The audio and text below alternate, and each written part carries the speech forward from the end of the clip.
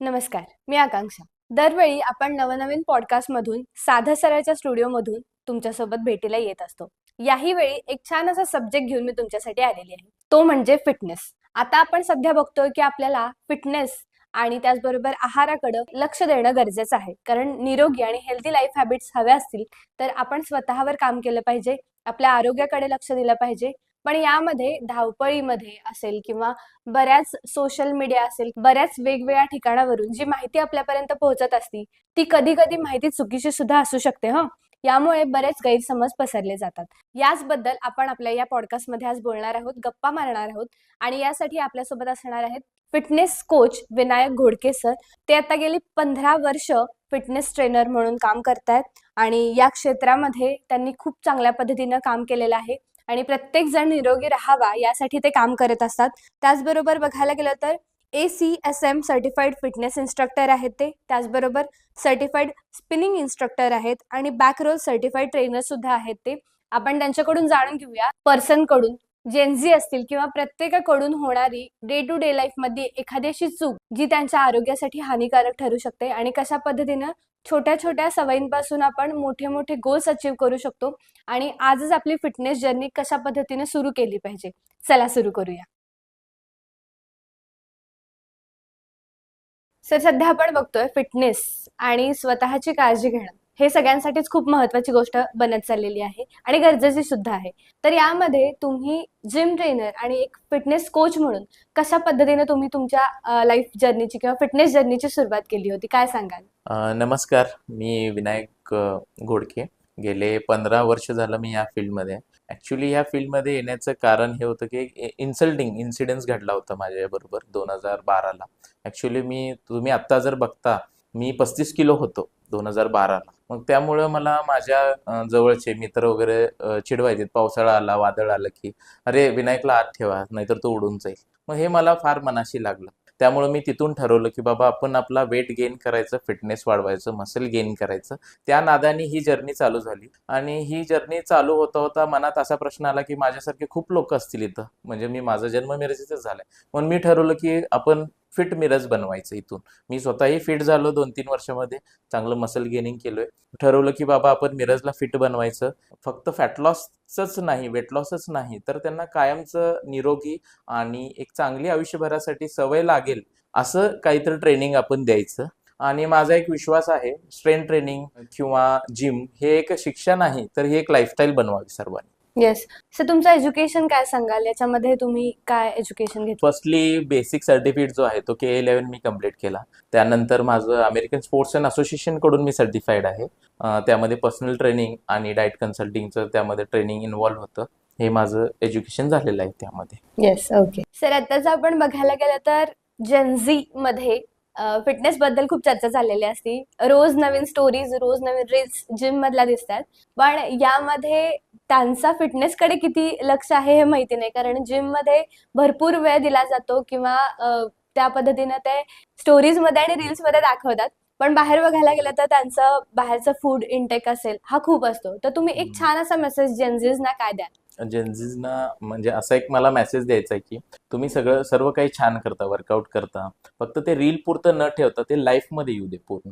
Reel पुरतच फक्त तो photo न येता तो तुमच्या लाईफमध्ये ती सवय आणि कन्सिस्टन्सी कायमसाठी येऊ दे. आणि फूडचं जर बोलला, ह्यांचं जरा ओढ जंक फूडकडे जास्त आहे. जंक फूडकडे, इन्स्टंट फूडकडे ह्याचा जास्त. तो जरा म्हणजे सगळा कमी करून जे आपलं सात्विक फूड आहे, घरचं फूड आहे, प्रोटीन सोर्स आहे, घरचे protein source, natural protein sources आहेत, त्याच्याकडे जर दिले तर ते खूप छान होऊन जाईल. आपली पुढची पिढी खूप चांगलं हेल्दी, फिट हेल्दी राहतील ती लोक. आता आपण बघतो की फिटनेस बद्दल भरपूर समज आहेत, भरपूर गैरसमज आहेत. लोकांच्या मध्ये फिटनेस रिलेटेड काही गोष्टी बोलल्या जातात किंवा आपण बघतो की सोशल मीडिया असेल किंवा बाहेरच्या जगामध्ये जे सध्या सुरू आहे त्यामध्ये गैरसमज जास्त पसरवले जातात. त्याबद्दल तुम्ही काय सांगाल आणि असे कोणते गैरसमज तुमच्यापर्यंत आलेले आहेत? ओके. गैरसमज जसे भरपूर आलेले आहेत.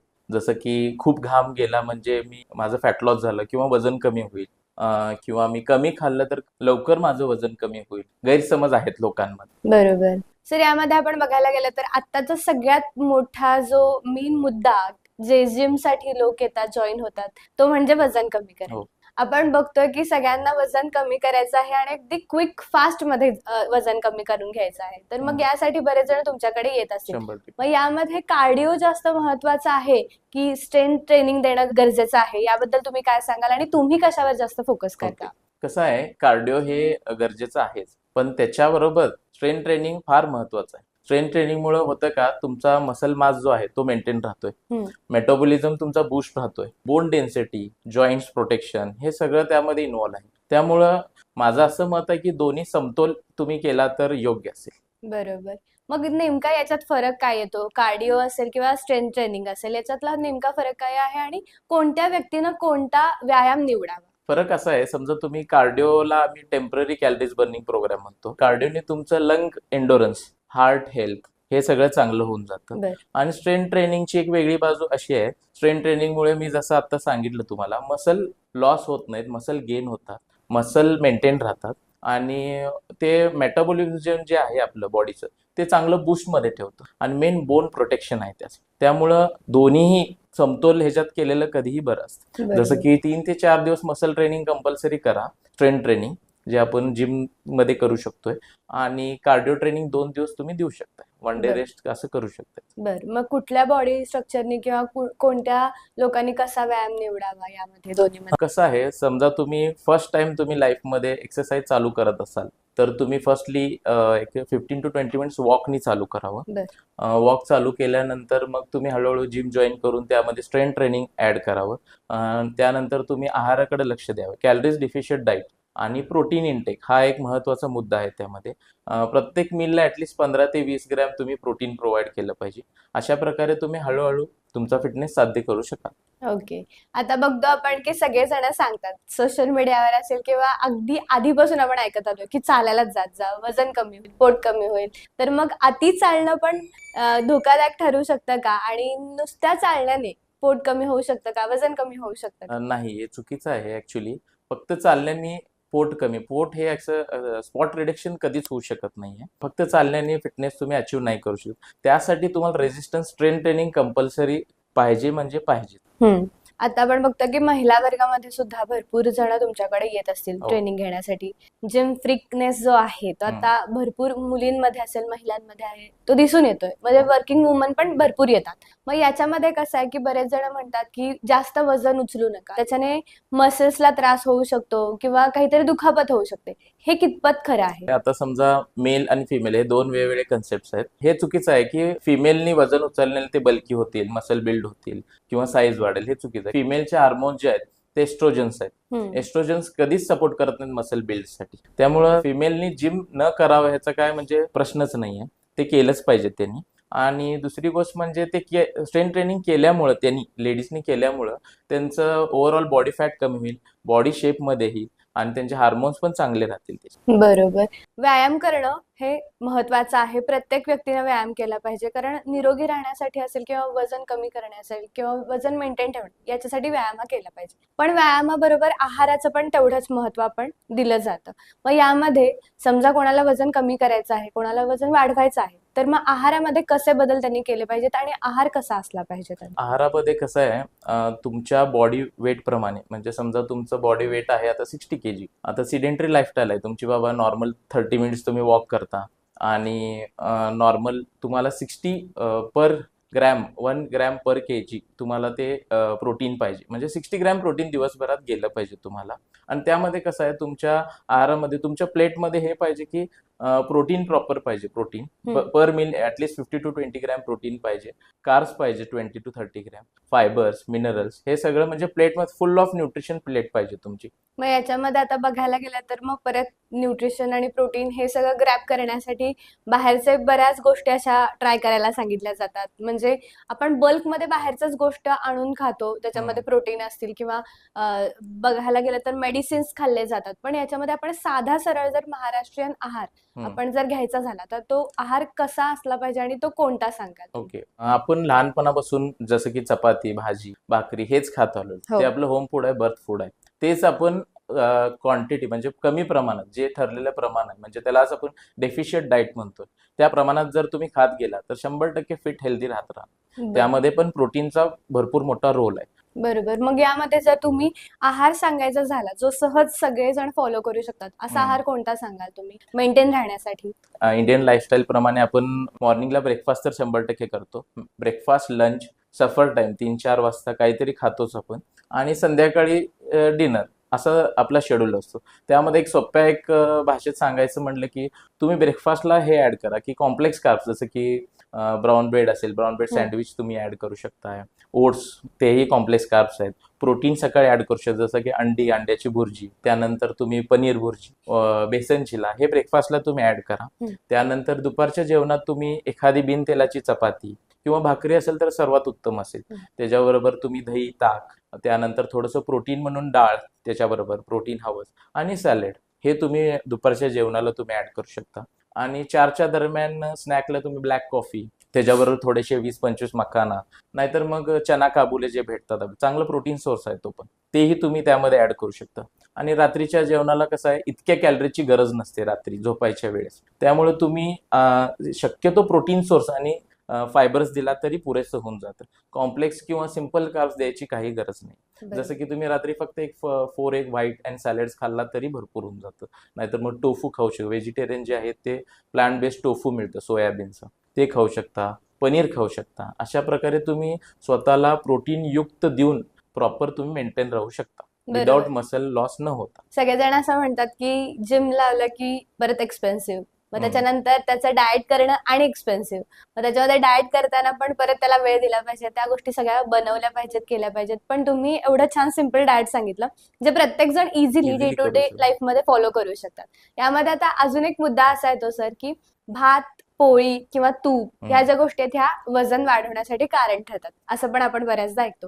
मग हे असं आहे का? मग बरेच जण बंद करून टाकतात की बाबा माझं वजन वाढतंय तर मग मी भात नाही खात, मग तूप नाही खात. मग याबद्दल तुम्ही काय सांगाल? आत्ताच मी सांगितलं जसं की हा आपला म्हणजे लहानपणापासूनचा फूड आहे, इथला फूड आहे तो ऍक्च्युली. फक्त त्या खाण्याचा प्रश्न नाही, क्वांटिटीचा प्रश्न आहे. आपण जर ते समतोल क्वांटिटीमध्ये जर खाल्लं ह्या गोष्टी, ह्या सगळ्या चांगल्याच आहेत. सात्विक फूड म्हणून म्हणतो आपण ह्याला. ह्याच आपण कंट्रोलमध्ये खाल्ला तर ते आपल्यासाठी हानिकारक नाही आहेत अजिबात. बरोबर. म्हणजे सगळ्याला कंट्रोल हा कंट्रोल हवे पाहिजे आणि त्याची क्वांटिटी पण मेजर्ड पाहिजे. बरोबर.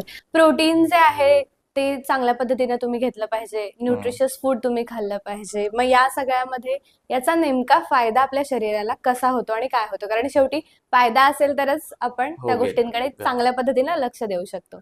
प्रोटीनचं कसं आहे, प्रोटीनचं खूप मोठं महत्व आहे आपल्या प्लेटमध्ये सांगतो. कारण कसं आहे, प्रोटीन तुमचे मसल लॉस होण्यापासून वाचलं जाते, मसल बिल्ड होतात, मेटाबॉलिझम बुस्टिंगसाठी खूप चांगलं आहे. ह्या सगळ्या त्याचे फायदे आहेत प्रोटीनचे. बरोबर.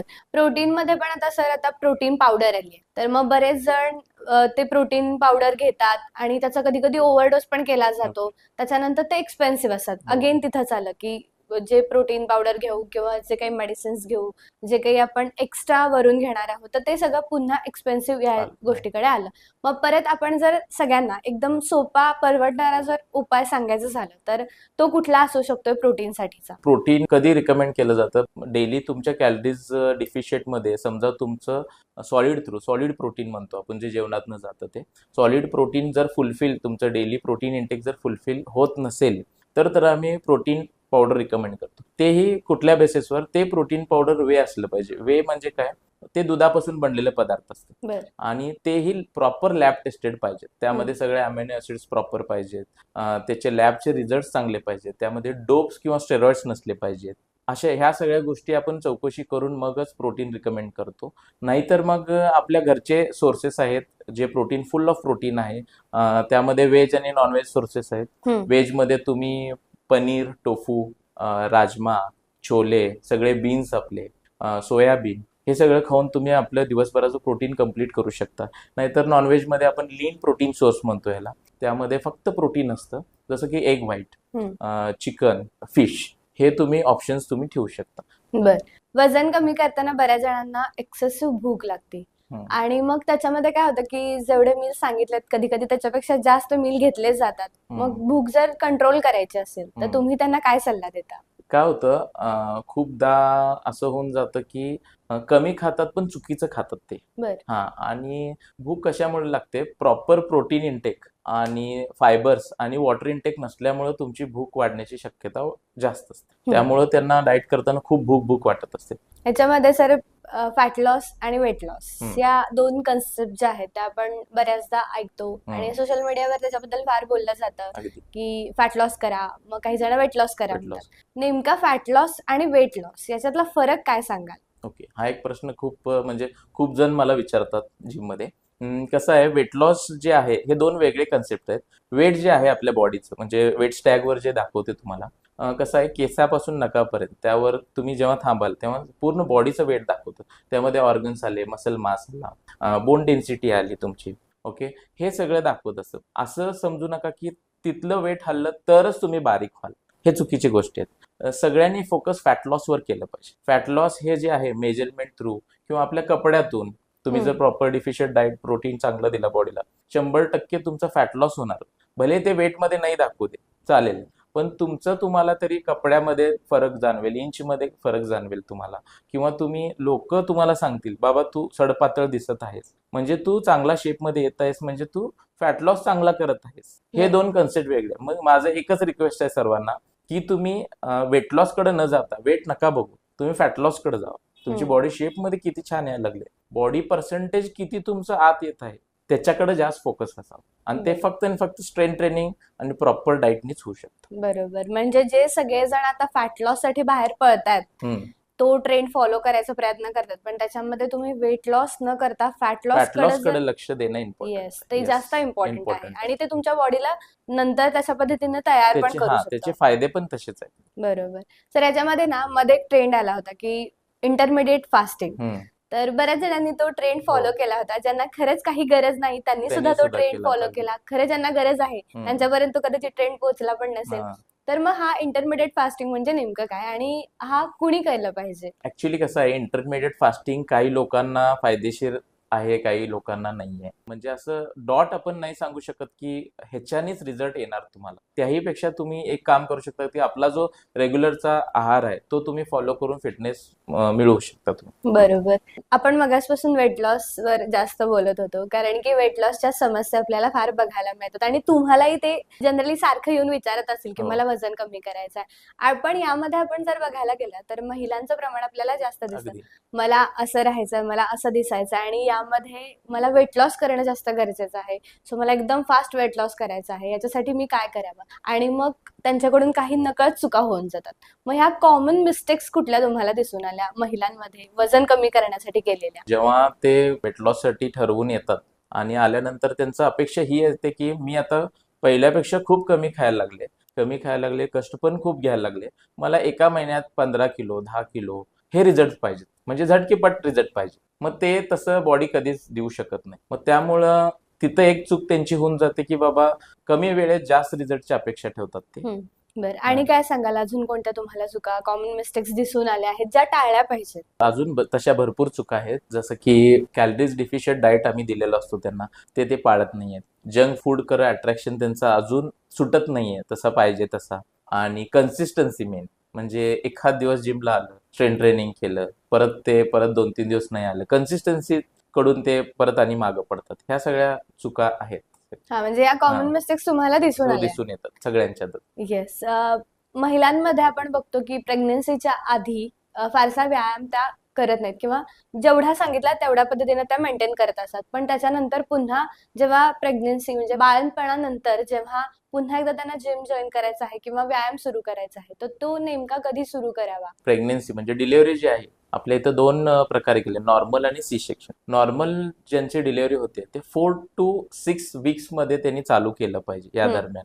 आणि जे सी सेक्शन ज्यांचं झालेलं आहे त्यांनी 6 to 8 वीक्स मध्ये लवकरात लवकर चालू करावं फिटनेससाठी. स्टार्टिंगला नॉर्मल वॉकनी चालू करा, पण कशाने, म्हणजे एकदम लाईट वर्कआउटनी चालू करून ऍटलिस्ट त्यांनी चालू करावं. म्हणजे थोडीफार एक्सरसाइज हा. त्यांनी सुरू केली तरी येस चालेल. येस. पोटावरची चरबी कमी करणे हम्म. हा एकदम हायलाइटिंग मुद्दा आहे. म्हणजे हो. आपण जरी कुठूनही चालत जरी जात असलो रोडने तरी आपल्याला बऱ्याच कडे असे छोटे छोटे पोस्टर्स दिसतात हम्म. की पोटावरची चरबी कमी हम्म. करून मिळेल किंवा अशा पद्धतीने. मग हे तुम्हाला म्हणजे हे तुमचे रोजचे प्रश्न हो, असतील. अगदी तुमच्यासमोर अगदी. रोज कुणी ना कुणीतरी हो. येऊन उभा राहत असेल आणि विचारत असेल की मला पोटावरची चरबी कमी करायची आहे. तर मग यामध्ये ऍब्स वर्कआउट जे आहे हम्म. ते त्यांना माहितीये की मला ऍब्स वर्कआउट केल्यावर माझी चरबी कमी हम्म. होईल. याच्याबद्दल तुम्ही काय सांगा? पोटावरची चरबी म्हणजे स्पॉट आला, तो स्पॉट रिडक्शन कधीच करू शकत नाही आपण. हम्म. फॅट लॉस जे आहे एक प्रोसेस आहे, म्हणजे अकॉर्डिंग टू ग्रॅव्हिटी तुमचं फॅट लॉस होत असते वरून खालीपर्यंत. मध्येच कुठेतरी असं फॅट लॉस झालं आणि बाकी सगळ्या ठिकाणी तुम्ही मस्त गुबगुबीत छान आहे,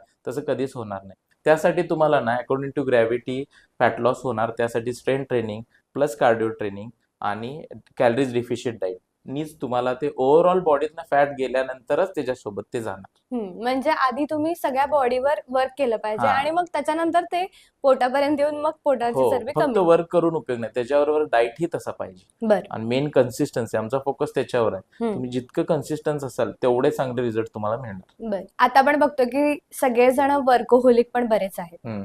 वर्किंग वुमन्स आहेत, मेन्स तर असतातच, पण जास्तीत जास्त मेन्सना कसा थोडासा वेळ मिळतो त्यांच्या कामामधून, पण वर्किंग वुमन्सना तेवढा वेळ मिळत नाही. तर मग त्यासाठी त्यांनी एक 30 ते 35 मिनिटं कशी काढली पाहिजे त्यांच्या अख्ख्या दिवसभरातून? वेळ सगळेच बिझी आहेत हल्ली, सगळे म्हणजे बिझी असतातच. एक 30-35 मिनिटं 45 मिनिट्स तर ऍटलिस्ट त्यांनी स्वतःसाठी काढावं. आणि ते काढूनही तुम्ही डाईटकडे फोकस ठेवा. असं नाही की तुम्ही 30-35 मिनिट केला म्हणजे तुम्ही काही खाऊ शकाल. डाईट आणि 35 मिनिट वर्कआउट केला तर तुम्ही फिट राहू शकता. 3 डेज और 4 डेज स्ट्रेंथ ट्रेनिंग ठेवा. मग आमचा सगळ्यात फोकस त्याच्यावर आहे. स्ट्रेंथ ट्रेनिंग सगळ्यांनी कंपल्सरी केलंच पाहिजे. बर आता आपण बघतोय की प्रत्येक जणांमध्ये झोपेचं प्रमाण जे आहे ते कमी झालेलं आहे आणि ओके. स्ट्रेस जास्त झालेला वाढले. आहे.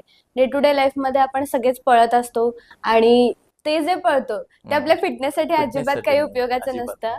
तर त्या पळण्याचा आपण बघायला गेलं तर तसा काहीच आपल्याला फायदा होत नाही आपल्या बॉडीसाठी, कारण आपण ते स्ट्रेसमध्ये सगळ्या गोष्टी केल्या जातात. मग स्ट्रेस असेल आणि झोप असेल, हे कशा पद्धतीनं आपल्या वजनावर किंवा आपल्या बॉडीवर त्याचा प्रेशर पडू शकतं?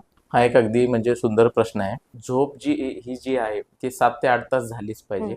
समजा तुम्हाला स्ट्रेस असेल, स्ट्रेसमुळे झोप पण लागत नाही आणि त्या स्ट्रेसमुळे तुमचे हार्मोन चेंजेस होतात. ते हार्मोन चेंजेसमुळे तुम्हाला भूक लागू शकते. त्या भुकेमुळे जे जे तुम्ही डिफिशियंट डाईट जो म्हणतो आपण तो तोडला जातो आणि एक्स्ट्रा कॅलरीज खाल्लं जातं आणि त्याच्यामुळं रिझल्ट न येण्याची शक्यता भरपूर आहे. त्यामुळे झोप आणि स्ट्रेस हे दोन्हीला जरा कंट्रोल करूनच आपण केलं पाहिजे आणि तो इफेक्ट होणार आहे नंतर. याच्यामध्ये वजन कमी करायचं म्हटलं की परत आपल्याला मेडिसिन्स, सप्लिमेंट्स आणि त्याचा ओव्हर डोसिंग असेल किंवा कुणाकडूनही न विचारून घेता बरेच जण सप्लिमेंट्स घेतात किंवा फॅट बर्नर्स घेतात. हो.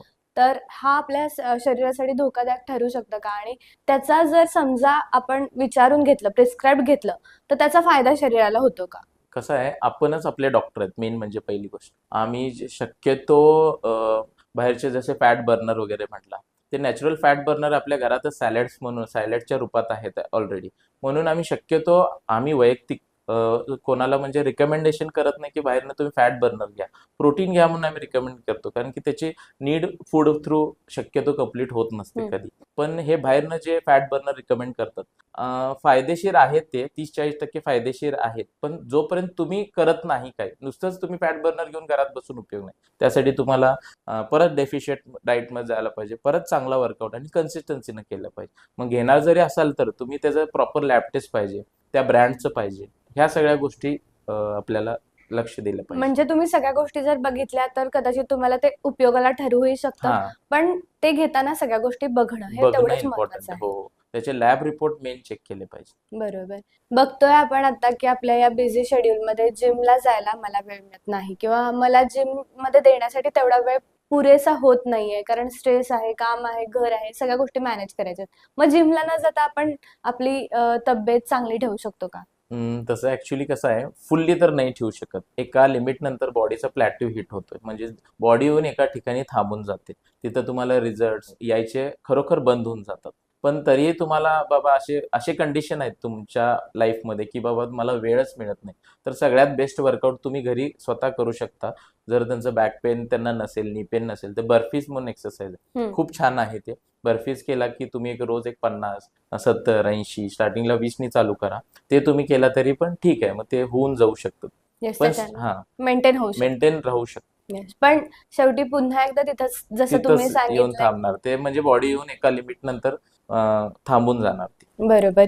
एखादा व्यक्ती जर व्यायाम सुरू करण्याची त्याची इच्छा आहे आणि तो न्यूली व्यायाम सुरू करतोय, तर ओके. मग त्याच्यासाठी तुम्ही काय सांगाल? आणि त्यानं किती वेळ दिला पाहिजे? आठवड्यातला असेल किंवा रोज जर व्यायाम करायचा झाला, तर तो किती वेळ व्यायाम केला पाहिजे? ओके. आपण आमच्याकडे जेव्हा न्यू क्लायंट येतात, बिगनर क्लायंट्स म्हणतो आम्ही, त्यांना आधी स्टार्टिंगला आम्ही एक 20 मिनिट वॉक घ्यायला वगैरे लावतो आणि त्यानंतर स्लोली त्यांचं बॉडी कशी अडॅप्ट करते आणि मसल, जिम म्हणजे काय स्ट्रेंथ ट्रेनिंग आहे, तिथं मसल ब्रेकडाऊन होतात. कुठल्या लेवलला ते ब्रेकडाऊन झालेले आहेत आणि त्यांची रिकव्हरी टाइम काय आहे, हे सगळं आपण स्टडी करूनच पुढचे सगळे प्लॅनिंग करतो. येस, तुम्ही मगाशी गोष्ट सांगितली जेव्हा आपण वेट लॉस आणि फॅट लॉस हा. याबद्दल चर्चा करत होतो, तेव्हा तुम्ही सांगितलं की जे काट्यावर दिसणारे वजन आहे ते ओके. तुमचं पूर्ण बॉडीचं वेट आहे, म्हणजे अगदी बरोबर. केसापासून हो, नखापर्यंतचं वेट नखापर्यंत. आहे आणि त्याच्यातलं जे फॅट पर्सेंटेज आहे ते वेगळं आहे. हम्म. तर मग यात नेमका फरक काय आहे? फरक असा आहे की आपण त्या काट्यावर बरोबर फॅट किती आहे बॉडीमध्ये आपण मेजर नाही करू शकत.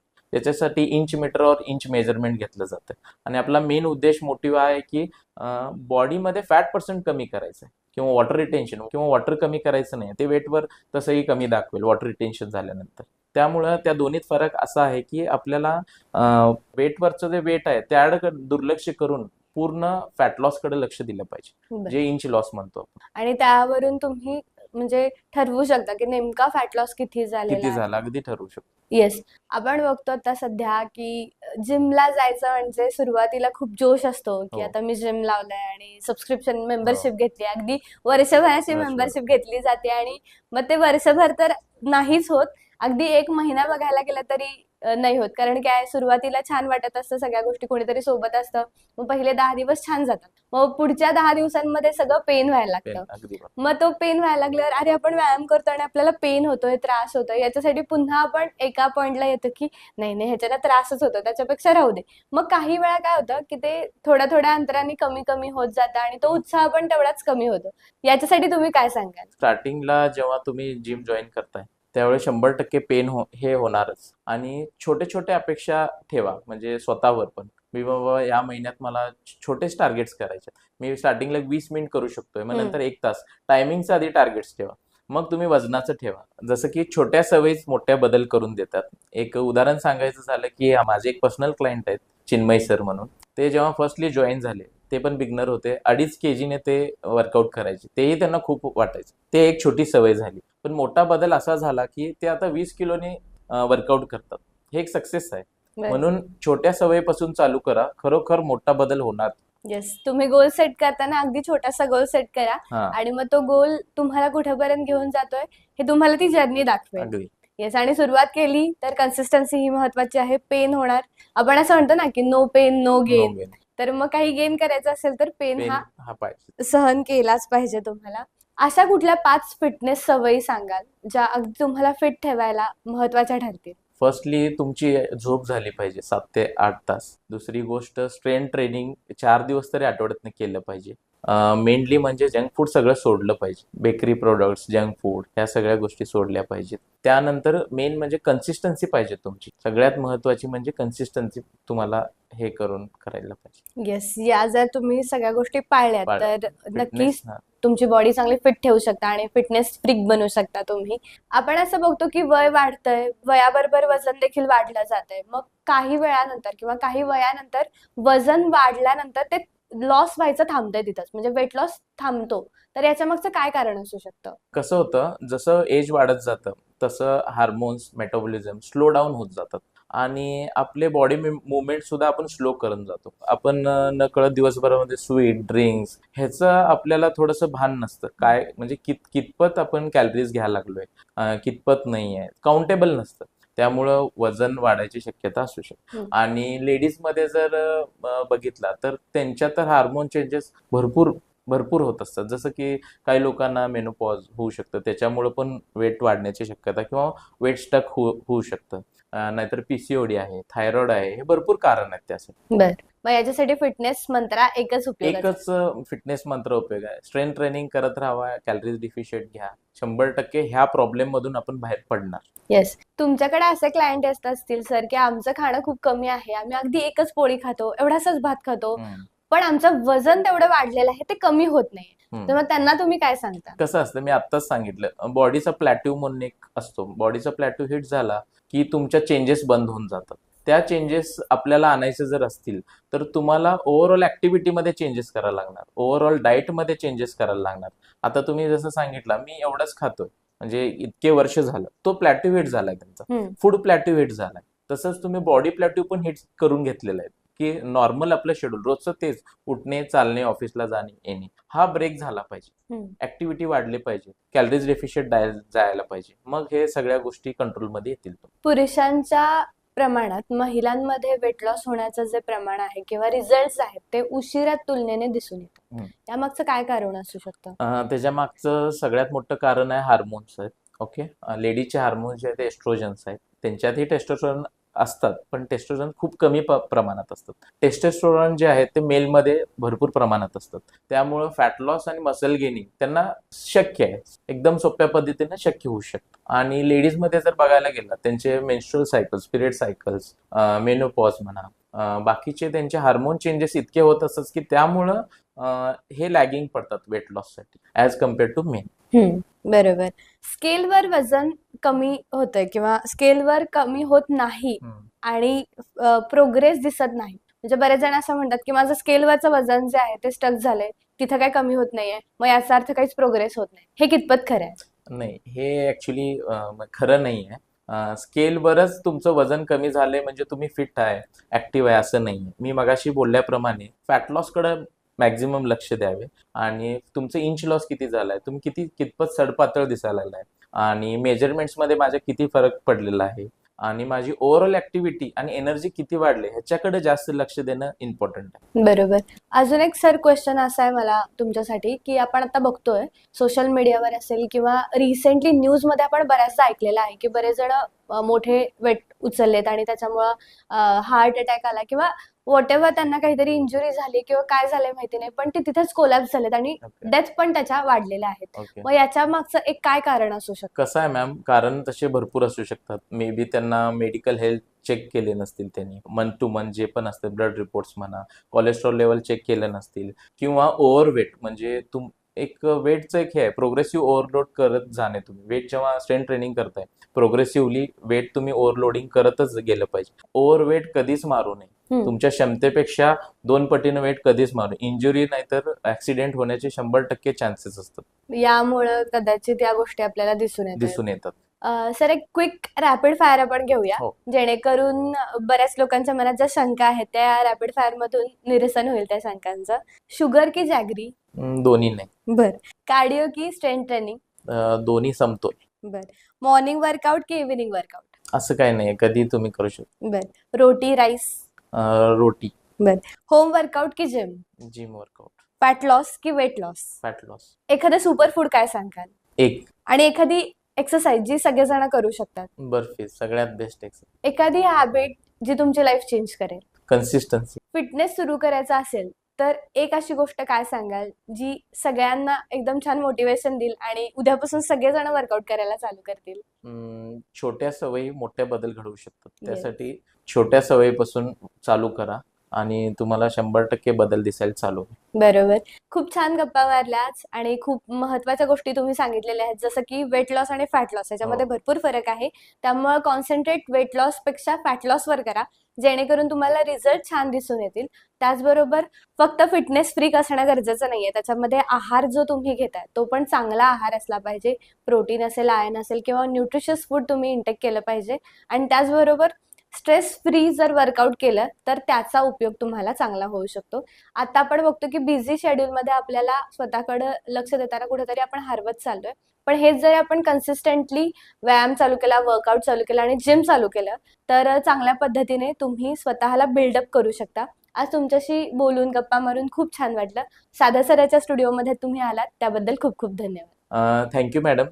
साध्या सरळ टीमला आणि तुम्हा सर्वांना मला इथं आमंत्रित केला तुम्ही आणि मला खूप छान वाटलं तुमच्याशी भेटून बोलून आणि माझं नॉलेज थोडंसं एक्सप्लोर झालं इथं येऊन. Thank you so much. Yes, yes, thank you. सगळ्या प्रश्नांची उत्तरं एकच आहेत. कन्सिस्टन्सी तुम्ही जर ठेवलीत, चांगल्या पद्धतीने तुम्ही जर वेळ दिलात, स्वतःला असेल, तुमच्या कामाला असेल आणि तुमच्या शेड्यूलमधून तुमच्या आहाराकडं, फिटनेसकडे जर तुम्ही लक्ष दिलं, तर तुम्ही निरोगी राहू शकता, हेल्दी राहू शकता. आणि त्याच पद्धतीनं जसं सरांनी सांगितलं, की तुम्ही छोटे छोटे गोल सेट करा आणि त्या छोट्या गोल्सवर काम करा, जेणेकरून सक्सेस तुमच्यापासून लांब जाणार नाही आणि तुम्ही त्याच्या अगदी जवळ जाल. हा पॉडकास्ट तुम्हाला कसा वाटला हे कमेंट करून नक्की सांगा. जास्तीत जास्त लोकांपर्यंत शेअर करा, जेणेकरून आपण सगळ्यांना फिट आणि निरोगी हेल्दी हॅबिट देऊ शकतो, हेल्दी लाईफस्टाईल देऊ शकतो. आणि सगळ्यांनी याच्यावर नक्की आज विचार करा. आणि तुम्ही जर जिमला जात असाल, वर्कआउट करत असाल, तर तुम्हाला काय वाटतं याबद्दल नक्की कमेंट करून सांगा. त्याचबरोबर जर अजून आमच्या चॅनलला सबस्क्राईब केलं नसेल तर सबस्क्राईब करा आणि बेल आयकॉन दाबायला विसरू नका, जेणेकरून अशाच नवनवीन पॉडकास्टची इन्फॉर्मेशन्स, नोटिफिकेशन्स तुमच्यापर्यंत पोहोचतील. थँक्यू.